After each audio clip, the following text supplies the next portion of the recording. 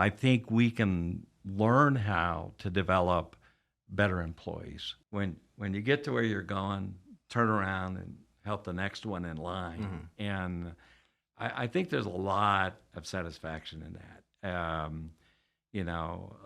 There's a lot of people listening to this work very hard, have been very successful in their business. But, I know I can count 30, 40, maybe 50 people that I feel like I've had, some influence on. All right, what's going on, ladies and gentlemen? We are here for a very exciting episode of Elevation with Chris Oram. And I'm thrilled to have our guest today, Paul Starkey. And Paul is our first out-of-town guest. So I welcome Paul to the show. But Paul is a extremely educated and respected gentleman in the custom integration industry. He's exited several different companies, 7, 8, 9 times, and he's basically, a veteran of the custom integration industry. So I welcome Paul Starkey to the show today, and very special welcome to Paul for the March Madness week. Well, thanks, Chris. It's just great to be here. Great to be in Vegas. March Madness, a little crazy these couple of days, but looking forward to this interview. Of course. It's going to be fun to chat about a little bit of experience and share some things I love to share with people. So cool. Thanks for being here, Paul. Good. So I have listened to a few of your previous podcasts. So I know you've been a guest on the One Firefly show, correct? Yeah, several times. I think 3, actually. Yeah. So I've listened to actually all 3. And funny enough, and I don't know if you know this, but I was on the One Firefly podcast with Ron. And prior to the show, we were having our kind of pre-show chat, and he had suggested that, hey, you might be a natural for a podcast. Like, have you considered doing that? Yeah. So I really credit Ron for kind of getting me on the podcast wave, and I know we can really thank him for that. Yeah. So he's done an incredible job on his podcast. So really thanks to Ron, and thanks to you guys for kind of inspiring me. Ron and I have a real brotherhood. We've worked on a number of projects together, and he's just an amazing guy, and he does a great service for our industry. For sure. Eagle Century, where I work at, actually uses One Firefly, so I'm very familiar with their products. Good company. Okay, so Paul, I'd like to call out that this is kind of a very interesting opportunity. I feel like I've known you extremely well, but this is actually our first time meeting in person. Yeah. Unbelievable. So we've had countless Zoom, Teams, go-to-meeting calls. And you actually have written me a letter of recommendation about a year ago, which is the craziest thing. So it's just very interesting that we're meeting today for the first time, but I feel like I know you so well. Okay. Well, I do too. And I think that's to your credit, because I think you're a very endearing kind of personality. And I'm just excited you're doing this, Chris. This touches so many people. And that's what life's about. Is sharing success, sharing experience. Anytime you can be a guide for somebody, I think that's a wonderful thing. So sure, appreciate you, and glad we finally met face to face. Of course. So you put a great point on, and that's being a guide for people that are a few steps behind you. So Paul, actually how this relationship formed is I met one of your business partners, Helen, at the CEDIA 2022 event, and Helen is your business partner in a company called PrepTech, correct? Yes, she is. So what is PrepTech essentially for the audience? Well, PrepTech, like many of the things I get involved in, is a solution to a problem. And the problem has been in custom integration is we've had a labor shortage problem for a long time, because the industry is a little bit boutique, and it falls under the radar.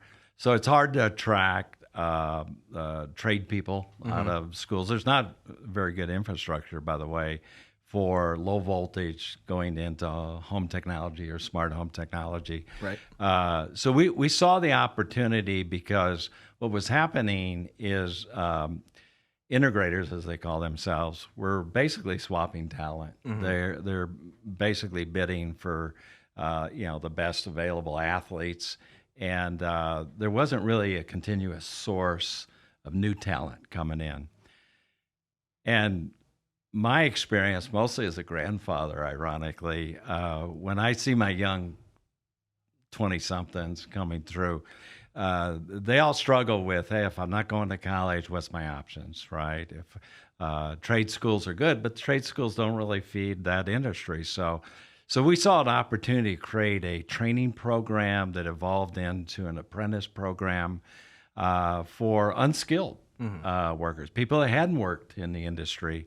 What's interesting about, I would call it the 19 to 30-year-old demographic, is they really are tech savvy. Correct. They have a lot of exposure to it. They're gamers. They're into it, but they lack a couple things. They lack formal training. They lack awareness of the industry, and the single most thing they lack is connections. Right. I mean, 90% of getting a job these days is who you know. It's a resume factory that you might be able to get through. You might be even to get an interview. But chances are there's so much competition for these positions, it's very tough. And if you have essentially no resume, haven't worked in the industry, it's impossible. So we saw the opportunity of marrying that connection. Helen and I personally probably have 3,000 employer connections in this business alone. And Helen's done a great job of training over there. She's written books. She's been one of the first in the LMS business. I actually did the first LMS training online class in our industry back in 2004, I believe it was. So we shared that kind of common background. Okay. So it was marrying that with the ability to have the relation with the employers.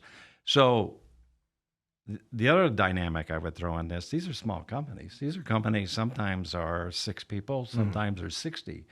Both are fairly small. They don't have HR departments. They don't have a lot of skill sets when it comes to recruiting and interviewing and formal processes. So we thought if we could do that on the front end, and we can kind of kiss the frogs, as they say, then we could bring really, really strong people into the industry. And it would be a win-win. Win for the employers, win for the employees. And we could expand the bandwidth of the industry, because basically every tech you add, you're adding something in the neighborhood of 250,000 in revenue, 300,000 in revenue per added tech. So you add, you start to add 2-3 techs to each company, then you're getting up there with its, 15, 20, 30% growth for a lot of these companies. It makes a difference. And you do that with 1,000 technicians, now you're growing the industry. Right. So we saw it as an opportunity for 2 of us that have been veterans in this business and have given a lot of our life to it and have been rewarded by it, of giving back. So this was an opportunity to bring young people in, get them connected, solve a problem that business owners were having. And we've been engaged in it for a couple of years now. We spent a year in beta. The last 7 months, we've processed 4,200 applicants. About 2% of those have made it to the interviewing line. So it's a very selective process, but it's working. And the success stories are amazing. The young people coming through, and we've got a very diverse group of people, females, males, almost in every ethnic group. What's interesting about the technicians in this business, this is a luxury business. This is lifestyles of the rich and famous for the most part. Most of our employees don't have country club parents. They don't have a door opener for them. So that's what Helen and I do. We're their country club parents when it comes to the connection. And it's great to see, I call them kids because these young people come in, they're highly motivated, they're hardworking. Sometimes they're working 2 jobs to get 40 hours, pays 40 hours. Uber and Amazon. Oh, yeah, it's amazing. And, we sometimes have dinners with the graduates, and usually after 40 days of being on the job. and the stories they have just in that short time, and the enthusiasm they share is just so rewarding. I mean, they're wowed by the homes they're working in. They're wowed by the field conditions and the small teams. These are small companies, so it's a high advancement situation. People can move through those organizations fairly fast. So getting that opportunity is critical to them, and they're taking advantage of it. And we're loving it. We just want to have more employers. We want to have more candidates. So I think it's really impressive that you're able to give these young people opportunities that they may not have, they may not be exposed to. And I think the thing that's especially cool is that it's a zero cost to the people who are apprentice technicians, correct? Yes. Yeah. We didn't want to burden. I mean, some of the apprentice programs out there are set up where, you spend $20,000 or $30,000 or more to join a program. Ours is zero. The thing we do require about 4 or 5 weeks, a pretty rigorous process they go through. They go through assessment testing. They go through a series of interviews. They actually go through a work project that creates a 5-page CV for them because their resumes are meaningless. So we tie in what we learned through the assessment, behavioral testing, with what their goals are. They do a mission statement. They do a video. So what the employer gets, he's probably the best insight into a human being that he can get. And we even find that the candidates themselves are just wild. They go, wow, I didn't even know that about myself. And it's so true. And so it's been fun. It's been a learning experience for them and for us. And it's awesome to see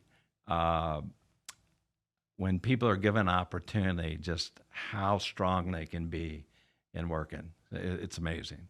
For sure. So I've seen some of these, what we're calling candidate profiles. And, when you are giving these to the integrators, they are very impressive pieces of information. They're great documentation. It's a great kind of 101 of who this candidate is. And, where they may not have experience in the field, they have gained knowledge and they want to be there. And rather than people who just kind of come in off the streets, like these people are the ones that integrators should be hiring. We always talk about hiring for attitude, right?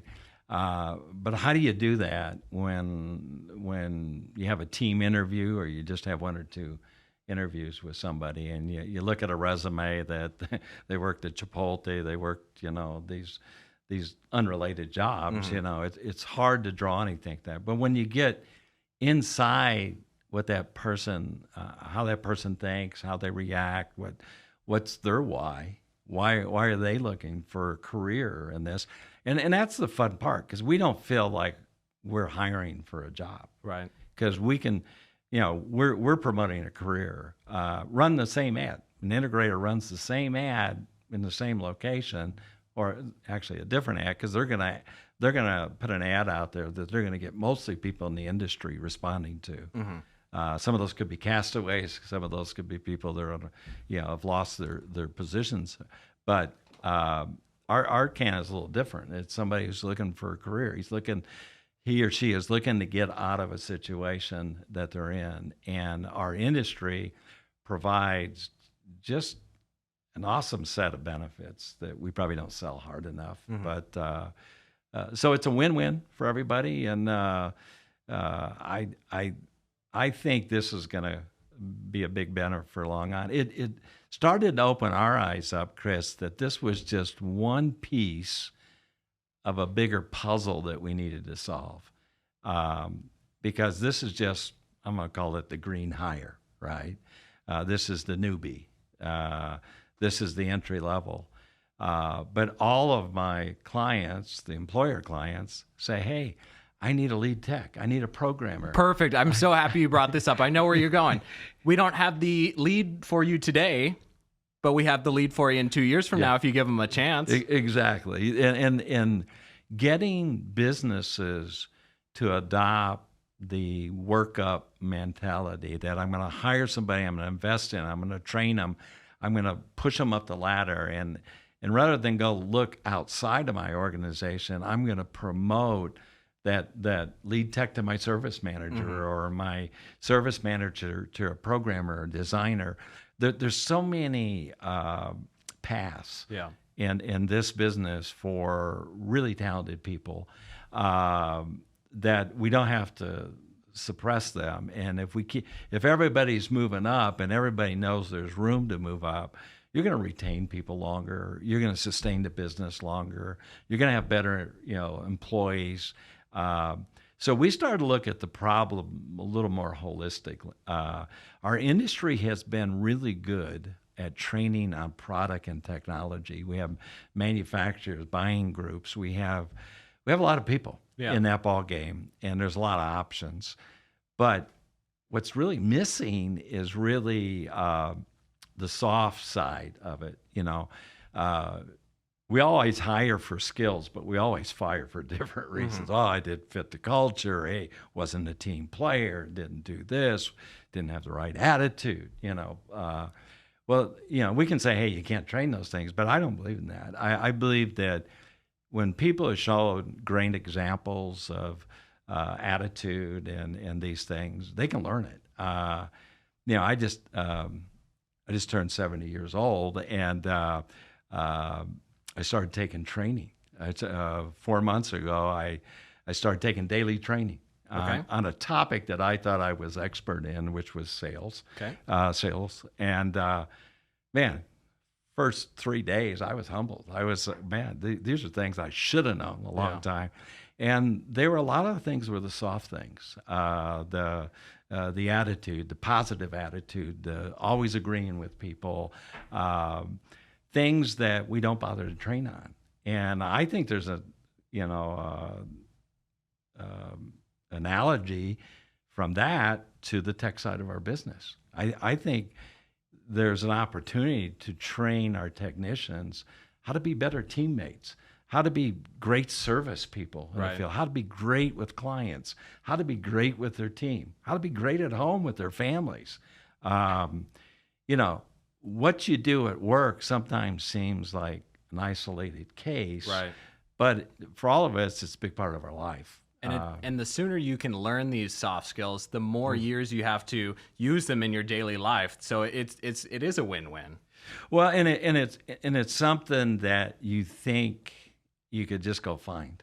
I'm sure you could find elements of it on the internet and that kind of thing, but we're looking at it as an opportunity to really develop a system for doing that, and we'd like to make it fun. We like to gamify it, if you will. We're the perfect age group who could say, "Hey, game on! I want to do this. I want to level up. I want to earn recognition." It's not always about money. I think we miss that in business sometimes. If you can create a winning environment, everybody wants to be on a winning team. For sure. Nobody wants to be on a losing team. And we got in our industry, we got about 5,000 companies doing that a la carte, trying to figure it out themselves. So. And really, maybe besides the top 1%, no one really has it figured out. I would bet that most integrators do not have the soft skills figured out. It's like a lot of things in business. If you let things become people dependent, some people will rise to the top, and there's always that 1%, 5%, 10% that'll figure it out. But it's the companies that put process in place, that put repeatable process in place, and go through the discipline of sharing that and educating that and refining that win, and usually can scale better than companies that don't. And so I think that's the same in the people business. I think we can learn how to develop better employees. The same people that are like not investing in that are the same people who are going, why does Molly or Joe leave at 5:01 or 4:01? They'll be by the door. And why do they show up 5 minutes late? And why are the breaks so long? And why aren't my people as productive as I think they should be? And we're in a business where the economics reward or penalize companies based on their ability to optimize productivity. It's got a high labor component. It tends to be a fixed bid business. So if you bid wrong, you lose. Can you give us an example? So I know you have a great example with your fence business in which there's kind of a variable labor rate. Can you go over that? It's funny because I'm under so many non-competes of businesses I sold in the electronics industry. I had to find a new business to get in. So I got into residential fence business with one of my relatives who had been successful buying a business. We bought a second now, and we're putting a system in place. And we run into the same thing. We have it's installing the fence in your backyard. So we have installers that are good at their trades, but we have the same issues. Nobody wants, when you say, hey, we're going to put a fence in your yard, well, we don't want depends. They want a price, right? So you bid a price, you got to make it come in. So if it takes overtime, takes too many hours, you lose. So we started to look at motivation of our employees, and what we found is they weren't really tied or aligned with the company. Right. They were going to make their wage rate one way or another. In fact, they worked slower and had to do it in overtime, you're going to make more, which is like completely out of balance with what you want to happen. At the company, yeah. So we, went and started to think about this and said, well, what if we just had a base level that was maybe 30%, maybe 40% below their normal wage rate? But what if they could 2x their base rate, which would put them 30, 40% over what they normally can make? So they were vested in every project, so that they knew going in, this is how much time I got to do it. This is what I got to make happen. And then, because they're crews, everybody's working together, right? Yeah. Everybody's on the same page. So we've just started testing this concept. I'm really excited about it because who doesn't want your employees to make more money? And when it's like Vegas here, when the house is winning, everybody can win, right? So, I think I look forward to seeing how that works out. We're testing it there. We're going to share it with some of my friends in the integration world to see if they would experiment with it. It's kind of neat because you could do it with a team. You don't have to do it across the company. Yeah. But yeah, that's the beauty of working in these areas is just the constant learning. I got in right out of college. I got into the computer business, and you can't stop learning in the computer business, any technology business, and I've been able to carry that through, and it's just constant. There's not a day it doesn't go through that there's aha moments. With the team, something you figured out you can do better, something you can avoid, a mistake, that kind of thing. So, looking forward to see how that works. I hope it's a paradigm that we can bring over into the custom integration. I think world. It is definitely a model. Whether it works or not is to be determined, but I think it's something that we can definitely try. And I think when it's applied correctly, I think it could work very well. Yeah. So, Paul, I want to have you bring us back to when you first started in the custom integration industry. Wow. We talked earlier, and that was in 1995 you first started. Yeah, it actually was 1993. Okay. I had joined a small startup company in the teleconferencing, image teleconferencing assist. We were taking an IBM AT printed circuit board and some software, and it lets you share a meeting space. Does that kind of sound like GoToMeeting or Zoom? Or This was back in the late 80s, right? This is way before Zoom, folks. Way before Zoom. Yeah. In fact, there was no internet pipes except T1, T2 lines, and the internet was still a baby, and Windows hadn't even showed up, and but we had this collaborative space, and the company I was with called DataBeam, and they reduced it to software in the Unix platform because I had the bigger microprocessors, and we were doing CAD, sharing CAD drawing, have meetings. We we sold this product to the Joint Chiefs of Staff, to every spook industry in the government, BASF. There was a lot of users of it, but it was all very expensive and kind of exotic, proof of concept too. Okay. Well, eventually I went out and raised capital. I raised $4 million for that business, and then the business got sold eventually to IBM Lotus and became part of their Notes platform. But I left that company and joined Square D, who had a skunk works called Elan at that point. It was a control system. It was really an audio-video platform at that point, multi-room platform. And it was struggling. They had spent a lot of money. It was first year, second year of Cedia. I mean, this is 30-some years ago. So who were the competitors of the platforms like Elan at the time? Is Crestron around? Crestron was there. Audio Access was a company at that point. Some of the companies, actually, it wasn't until 1995, I think, till Control 4 even came on the scene. Savant even much later. So it was the precursor companies. We were, we're still trying to figure things. Were very, we were C-prompt, DOS, using that analogy. I mean, things seemed like high tech, but they're, pretty archaic. Looking back, they're not high tech, but at the time, this is, key technology right there. So I joined this big company to take on a small operation. I had done some entrepreneurial stuff, and the gentleman that hired me in said, "Hey, we're probably going to spin this off at some point. It doesn't really fit the electrical business, and electricians don't know how to sell it." And so that came true, and I was able to put together with a partner a buyout of that business called Elan, and it became Elan Home Systems, LLC. In 1995. And can you elaborate on the buyout? What does that mean? Well, they were wanting to get out of the business, big company, so we got a pretty sweet deal.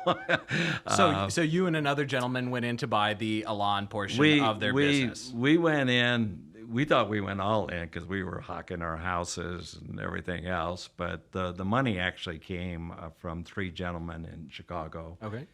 Small little investment firm that had 3 or 4 companies at any given time. They brought a bulk of the capital in.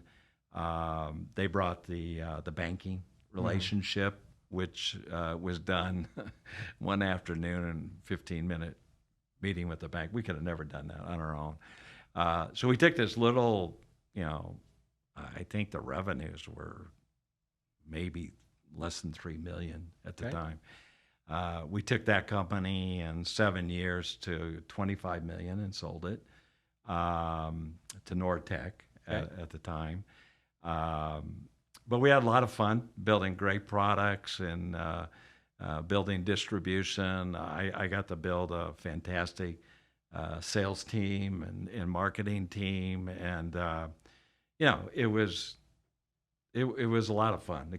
The brand exists today, and I still have a lot of affinity for it, and a lot of the people that were involved when I was involved have moved on and been very successful, and all the companies I mentioned, and some of them are key executives in those companies. So that was my start in custom integration.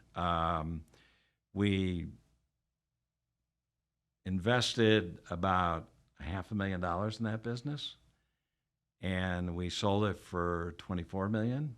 So it was a nice ROI for everybody. It was a great education for learning. I had worked a little bit in the venture capital business. I used to go to an office in Dallas and just look through business plans. I had just left a job. I was about to take the job in Kentucky at the data beam, and so I got aware of that side of the business, and always intrigued me. Intrigued me that how people would take risk and where did the money come from and what did people do with it, and what made winners and what made losers, and all that. So I kind of got the bug, I guess, back, that's 34 years ago or so. But it's been fun, and I've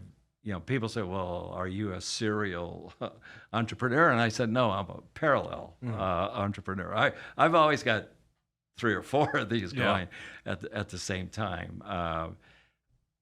I'm more of a visionary and a strategic guy. I have to find good integrators to actually do the work, and I've had some fantastic partners. I had a great partner in the lawn business. I have a great partner in the staffing business with Helen. Steve First and I did business coaching. That's what I did after I left Nortech, after I became too corporate, after they bought my company. Yeah. So, I keep coming back to things, starting things. And it comes back to one thing. I think if you can see a problem and you can see a way of creating a solution for it, then a lot of things fall in line. And I've been fortunate to not only see them, but do them. I feel like I'm not only a visionary, but I have the ability to execute, which I enjoy. I enjoy being busy. I mean, I could be retired. I don't know what I'd be doing, to be honest. So that's the question I wanted to ask, is like, kind of what are you doing it for? Is it the love of business? Is it the love of solving problems and creating a business based around it? Because you could be retired. The day-to-day is the thrill of the game. I think the journey, the thinking, the problem solving, the unraveling of the thing. But the biggest kick I get is really the people. Yeah. It's helping people. My wife and I do some philanthropy things too. It's allowed us to do that. The young people I get to work with and hopefully have a positive influence on, that's always a big reward. And I did some testing. I guess it was my senior year in college. I was the head of the American marketing chapter, and I was trying to get our diagnostic director to come speak to our group. And he said, oh, you have to come take the test first. So I had to take IQ test, and, aptitude test, and all these tests. And I got the full free analysis, which was great. He goes, you're never going to be happy doing one thing. He said, you got to have 17 irons in the fire, and you need to be able to move from one to the other. And that's how I work even today. I've got 3 businesses. I don't punch a clock in either one of them. I jump as needed, it varies what night of the week I'm going to wake up with a crazy idea about which business. But it's motivating. It's fun. It's, I get to do the things I want to do. And, I got a great family, and, I'm one of 11 children. So I have a big family of my own. I have lots of cousins. I have 14 grandchildren. Wow. So it's, life's good. Yeah. And so I think that's one of the things I would say to people: find the things that really excite you. Solving problems, innovations always excited me. Being creative always excited me. Probably selling people on an idea is part of what makes me tick. But to me, it's at some point in life, I think you got to find your purpose. And that purpose early on for me, coming from a relatively modest roots I don't think my father ever made $10,000 in his whole life. My mom and dad always both worked, 12 kids, you can understand that. But I always thought that the purpose early on was to be a provider. And that's where, most of my drive came, is I had to provide for my family. I had to provide, more of an economic, driven thing. it was probably at age 60, the slow learner, where the real light went off. And it had to do with my faith, had to do with what I was going through at the time spiritually. And I kept asking, I go, well, God, why are you directing me in this particular area? And at the time, I was forming I was going to business coach a group of integrators. I was creating a metrics paradigm to dashboards to teach them how to do their finance and operations and solve a problem that didn't seem everybody was interested in solving, which is how do we make small companies more profitable and help them grow by giving them a baseline system for doing it. And my partner Steve and I got involved in that, loved it. But then again, I was asking why? Why am I doing this? And then what came, I ended up having a pretty significant financial event that allowed me to donate to safe houses for sex traffic victims. My wife and I got involved in it. It's a very touching cause for us. And light went on. Mm-hmm. This was my purpose. My purpose is to help other people.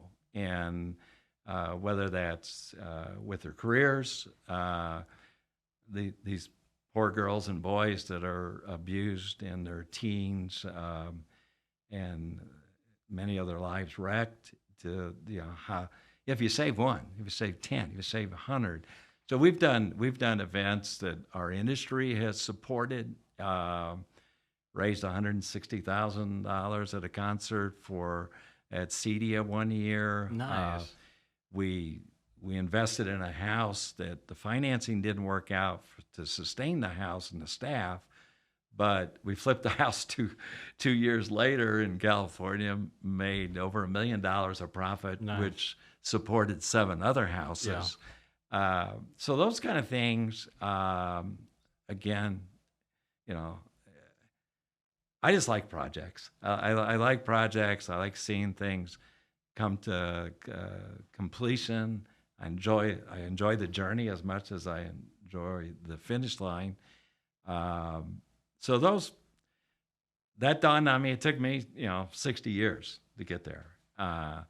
In the last 10, I've started and sold, I guess, 5 businesses. Mm-hmm. I sold 2 of them. I got 3 more that will monetize. And I think that's the other thing that caught my attention is when I moved out of working for somebody, and I made a lot of money working for other people, but when it became more of my risk profile and I could see how to monetize things, you can really build great wealth by monetizing. It's harder to do because when you're working for somebody, you tend to spend everything you make. It's a different mindset completely. Yeah. The employee versus kind of entrepreneur mindset is crazy. One of the things I'd share with the listeners, which I thought very profound, didn't learn this till later in life, and it's one of the businesses I have right now. We work with succession candidates and retirement planning in the same field. I didn't realize that when you have businesses that generate so much profit and so much cash potential and inherently have value, and people say, what's the value of my company? Who's going to buy my company? Well, there's very creative ways mm-hmm. of selling your company to your successors and to creating passive income. I didn't really get the passive income thing until I got in my 50s, and, when you realize that someday you're going to stop working, and where's the money going to come from? It's going to come from Social Security. It's not going to be able to live on. Nobody lives that lifestyle today. So, can you create things? Can you create value? And can you extract the value in a way that creates 20, 30 years of passive income? I mean, even generational wealth. Mm-hmm. I mean, I think that's something, at least in my bringing up. I never had a business conversation with my dad ever. I mean, never, you know. It wasn't you didn't think it was possible to create generational wealth. No, I was looking at my first job, Right. you know, and just saying, hey, I want to, you know, hey, this computer industry sounds pretty interesting. You were looking to provide for your family, and Amen. kind of what it's saying is, it sounds like maybe when you turned 60, it kind of evolved like, hey, my family's good, they're taken care of. Let me see how many more people I can take care of and help, you know, with the rest of the years of my life. Yeah, and that's exactly it. I think there's a country western song that says, hey, when you get to where you're going, turn around and help the next one in line. Mm-hmm. And I think there's a lot of satisfaction in that. You know, there's a lot of people listening to this work very hard, have been very successful in their business, but, you know I can count 30, 40, maybe 50 people that I still have connections with today that I feel like I've had, you know, some influence on. I know they've had influence on me, and still do. Mm-hmm. You know, that's the beauty of staying connected in Right. our, you know, digital social media world. But yeah, I think that's one of the great things you can do today, and it's easier to do than you could do years ago. And I think we should all attempt to do it. I mean, it's when it becomes less about you and more about others, things get a lot more fun. They get a lot more productive. They get a lot more interesting. And I've been blessed. I've been blessed to have a life like that. And you know, people ask me, they say, you know, when are you going to retire? Well, Warren Buffett's still working. Joe Biden and Donald Trump are still need a job, I guess, because they're running for something. So I think, you know, I think it's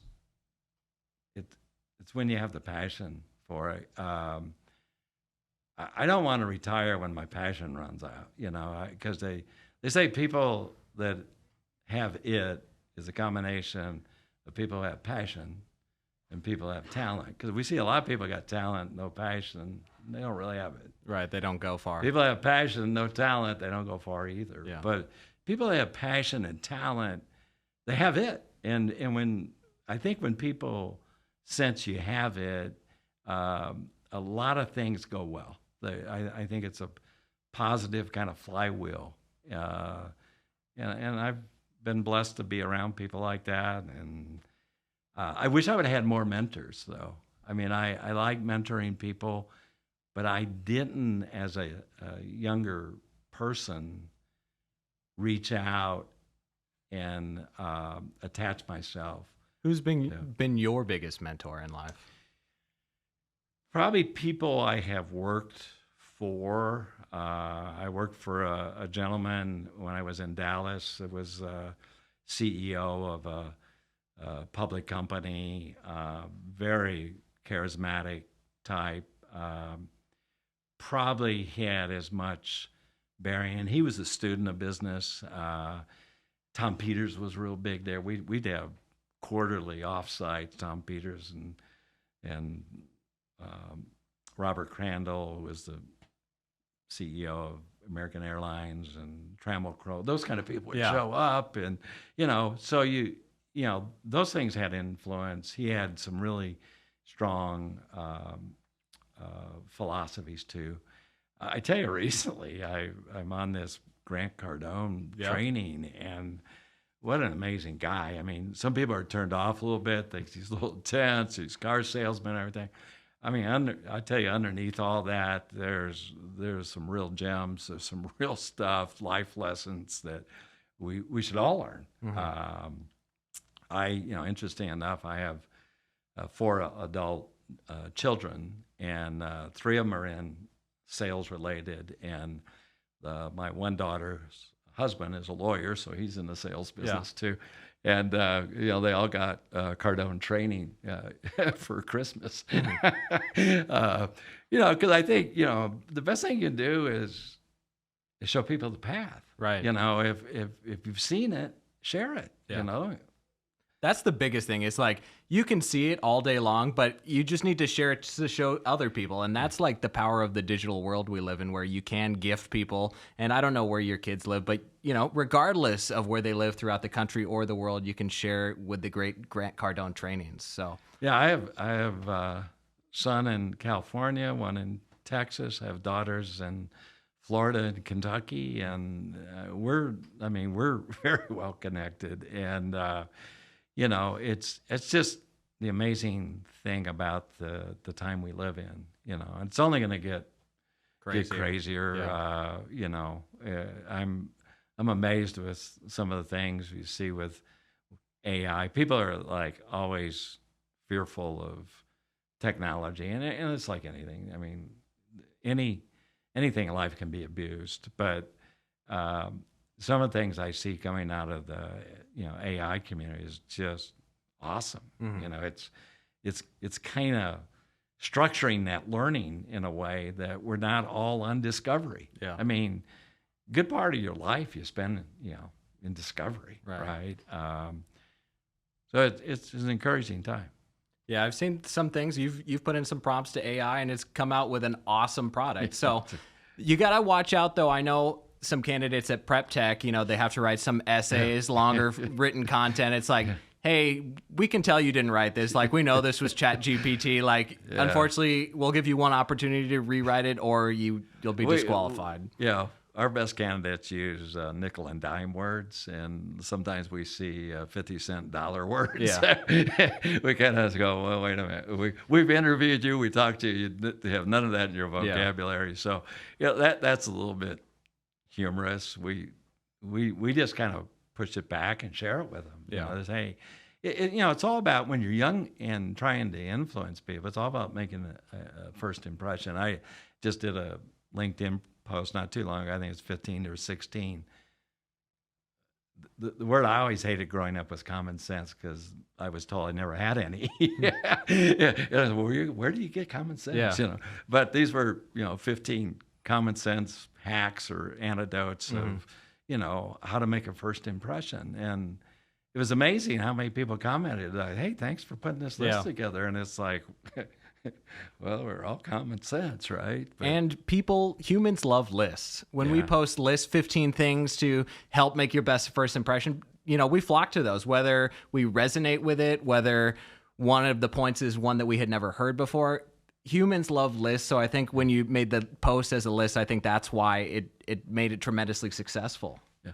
And it's fun making a list. What I'd like to see more is more collaboration, because I think those 15 things, there's probably 15 others that are just as good and worth sharing. But sometimes we have to be reminded. That's we get busy.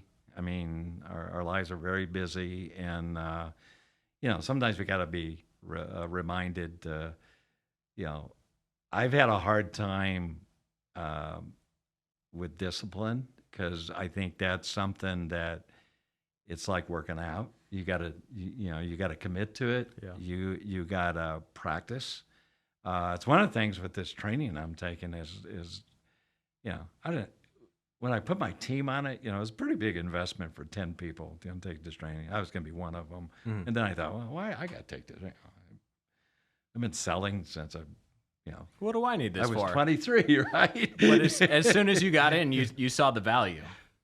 First day. And then I saw the impact of me taking it along with the rest of the people. And we have a weekly check-in, and it's interactive. And not only did I, but other managers took it. And then people who didn't have sales in their job description were taking it.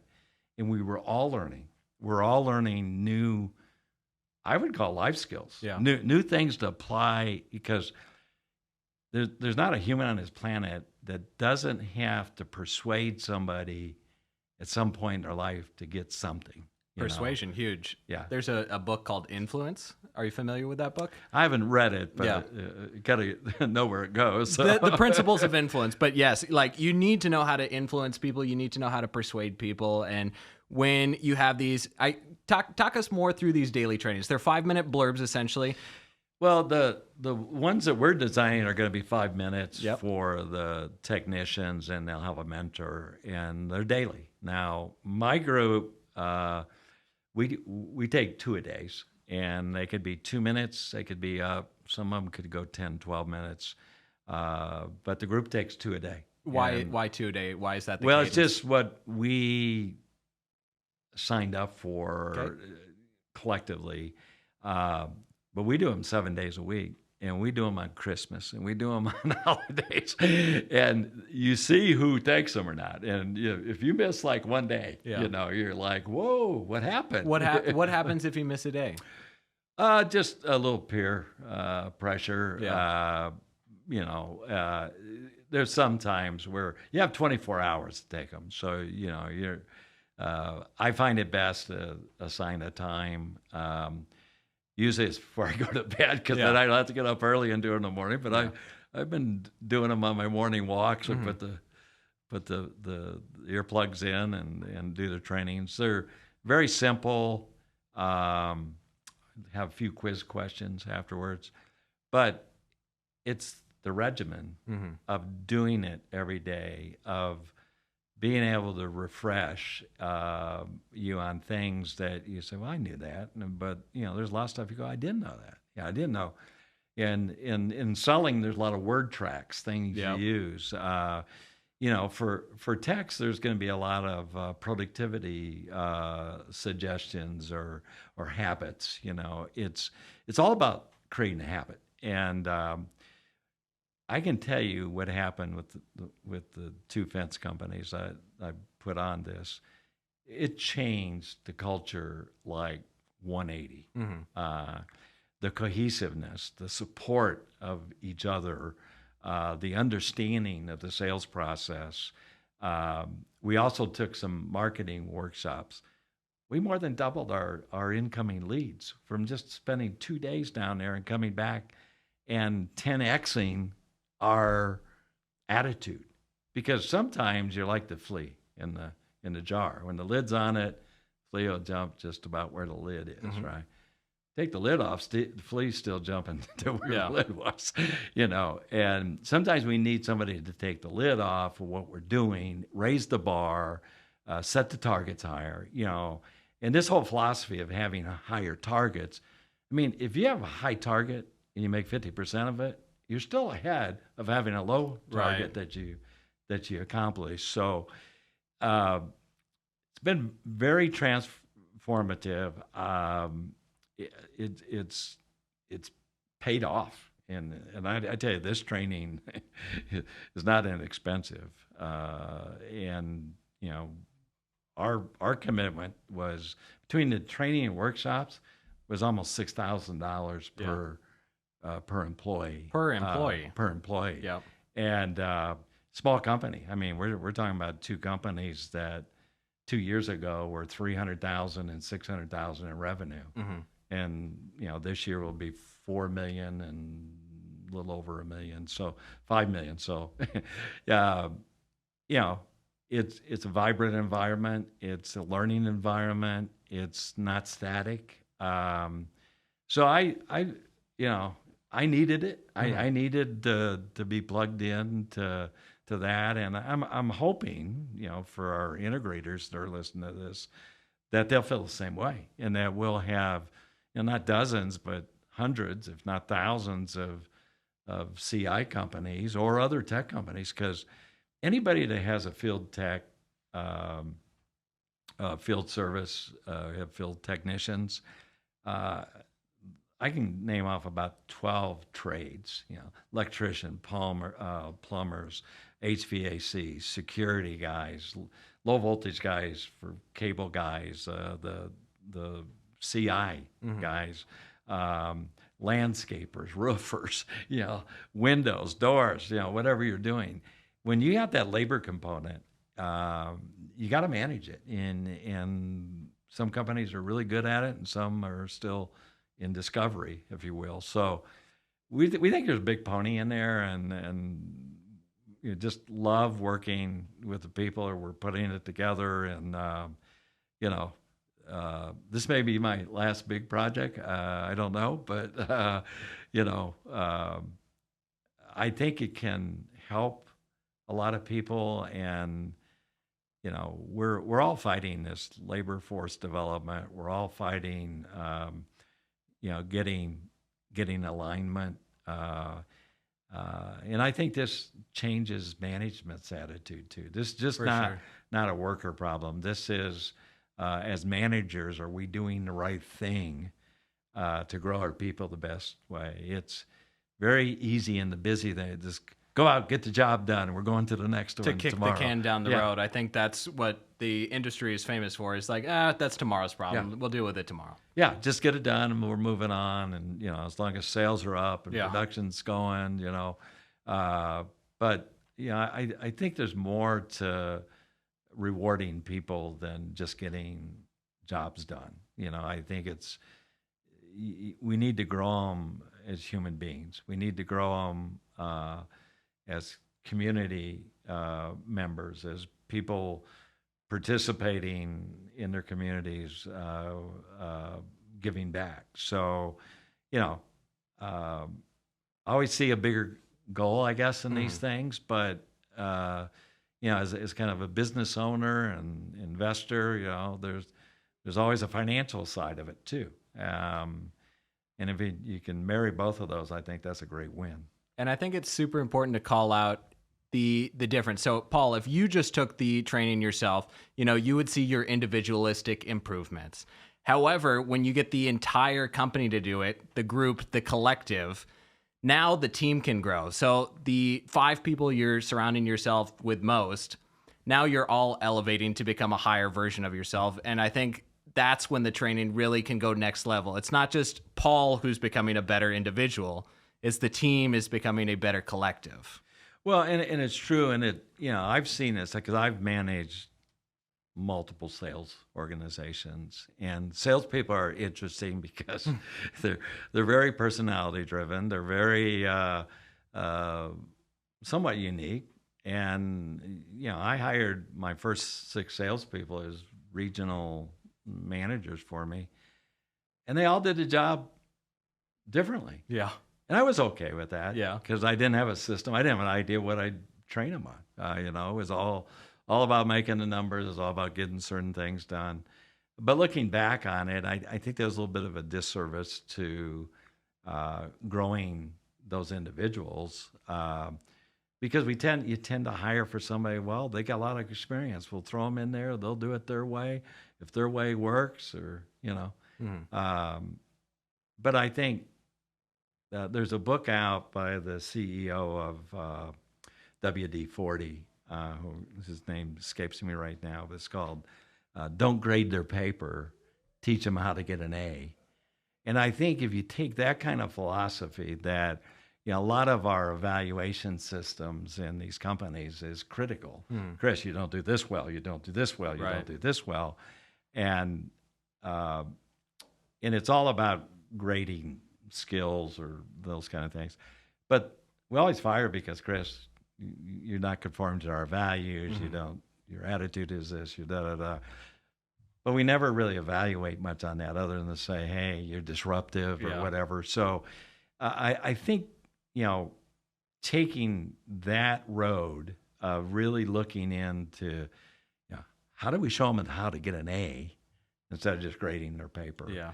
And that puts a lot of onus on the mentor, on the supervisor, on the manager, which what I love, one thing I really love about the Cardone training, and this isn't a sales pitch for that, but he's all about taking full accountability.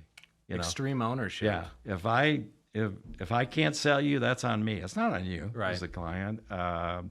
If something fails, it's on me. I failed. And I think if our world took more of that ownership on, and particularly as managers, if my employee fails, it's on me. I didn't do something right. I didn't do all I could do. Now, sometimes you can't put in what God left out. Right. But I have a great example too. It's like if you gave someone a specific set of instructions and they didn't follow that instructions, whose fault is it? You know, most people would say, oh, I gave them the instructions, they didn't follow it, it's their fault. But it's like, maybe it's my fault because maybe I didn't make it clear to them what my expectation was. So you can always kind of frame it however you want, but when you take ownership of everything in your life, then you have the control. So it's say, hey, this was my fault. I could have done X, Y, and Z better.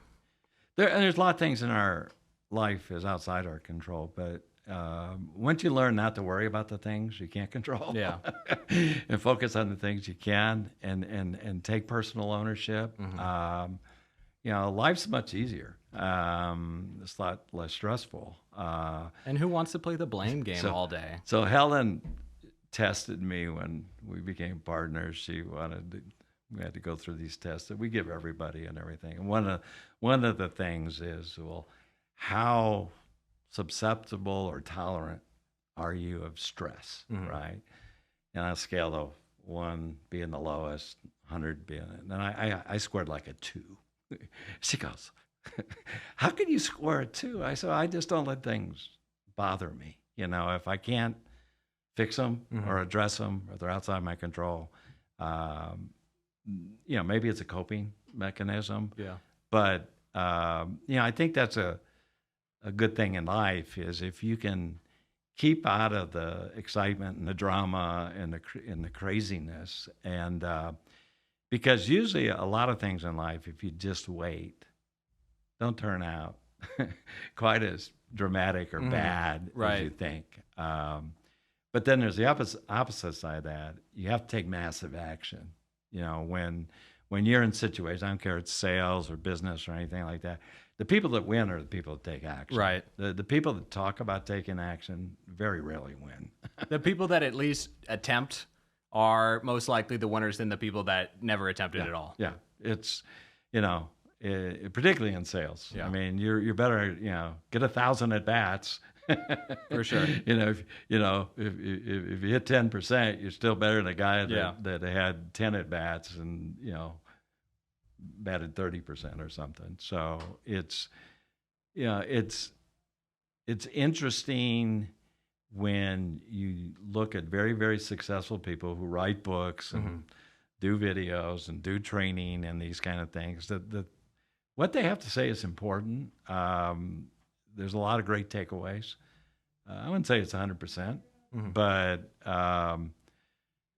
what you can take away, it's the 80-20 rule. Yeah. The 20% you take away is amazingly impactful. Yeah. So you are definitely an advocate of the never stop learning mindset. Is that fair to say? Well, till the EKG goes flat, I think you have to. I mean, we're presented every day learning opportunities. If you don't think you are, you're just missing them. They're there around you. I think if you take the attitude of being a better me every day, make yourself better every day. Those things come natural. Those things, you don't have to invent everything. You don't have to be the originator of everything, the innovator of anything. Most of the best ideas have been collected from group intelligence. Group intelligence always out-trumps the knowledge of an individual. And whether it's training I've been talking, I'm sure some of that is a combination of 99 different things. There's the EOS system, the traction book out there. It's probably the best collection of business management theory. It's not all original. Right. It's all borrowed. Yeah. And that's what learning's about. We're well beyond the caveman days. So. Yeah, and really at this point in life, no idea is necessarily original. It's how you frame it. It's like the EOS model. Are those completely revolutionary ideas? No, but they put it together in a system and package it up as EOS that they can sell. Well, the great thing about ideas, if you wait long enough, somebody else will already done it. I try to get ahead of the curve, try to do things before other people do it. But how many times have you had an idea and then year later, 6 months later, you go, boom, wow, man, I had that idea. Yeah. Well, it's all in the execution. For right? sure. So, I like to tell people on that front that I had the idea of the iPhone.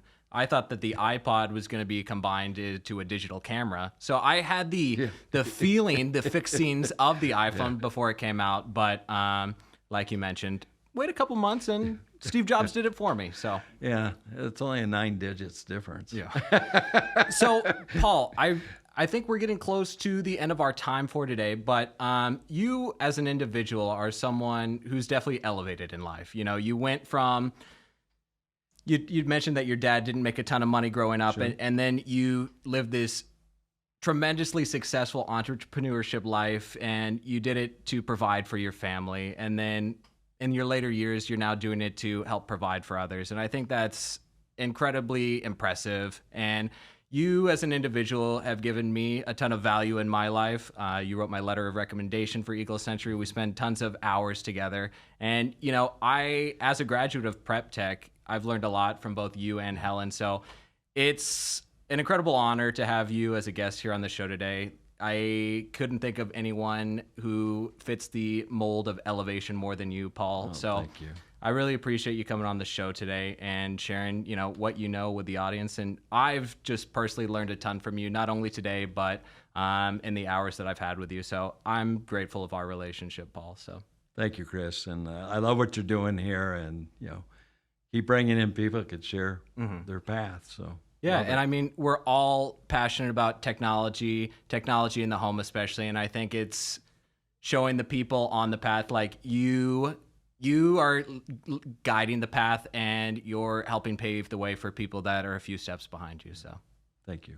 cool. Appreciate it. All right, everybody, this has been Elevation with Chris Oram with our guest Paul Starkey today. Thanks so much for watching, everyone, and we'll definitely see you in the next episode. Thanks for watching.